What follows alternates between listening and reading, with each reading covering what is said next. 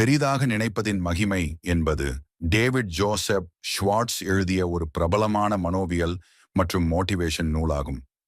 இந்த நூல் பெரிதாக சிந்திக்கும் பழக்கத்தை வளர்த்து வாழ்க்கையில் வெற்றி பெறுவதற்கான வழிகளை விளக்குகிறது.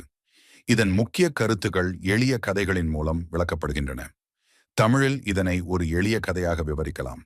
கதையின் மையம் பெரிய கனவுகளின் சக்தி. ஒரு சிறிய கிராமத்தில் திலீப் என்பவர் இருந்தார். அவர் எப்போதும் தன்னை சுற்றியுள்ள சூழலால் மட்டும் பாதிக்கப்படும் ஒருவராக இருந்தார்.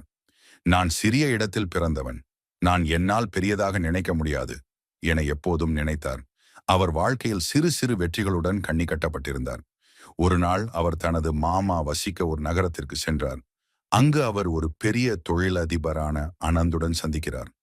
அனந்த் மிகவும் எளிமையாக இருந்தார், ஆனால் அவர் பெரிய கனவுகளை நோக்கி முன்னேறியவராக இருந்தார். திலீப்பிடம் அவர் கேட்டார், உங்கள் வாழ்க்கையில் நீங்கள் என்ன வேண்டும் என்று நினைக்கிறீர்கள்? திலீப் பதில் கொடுக்கவில்லை. அதற்கு ஆனந்த் சொன்னார், நீங்கள் எதை விரும்புகிறீர்களோ அதை பெரிதாக சிந்திக்க ஆரம்பியுங்கள். நீங்கள் நினைக்கிற அளவுக்கு பெரிய விஷயங்கள் நடக்கத் தொடங்கும். அந்த வார்த்தைகள் திலீப்பின் வாழ்க்கையை மாற்றியது. அவர் சிறிய கனவுகளை விட்டு பெரிய இலக்குகளை நினைத்து அதன் அடிப்படையில் செயல்பட ஆரம்பித்தார். பாடங்கள் 1. தன்னம்பிக்கை வளர்ப்பு. உங்கள் சூழல் எப்படி இருந்தாலும் உங்கள் சிந்தனை உங்கள் வாழ்க்கையை அமைக்கிறது. 2. நோக்கை உயர்த்தல். பெரிய கனவுகள் பண்ணுங்கள், பெரிய முடிவுகளை அடைவது அவசியம். 3.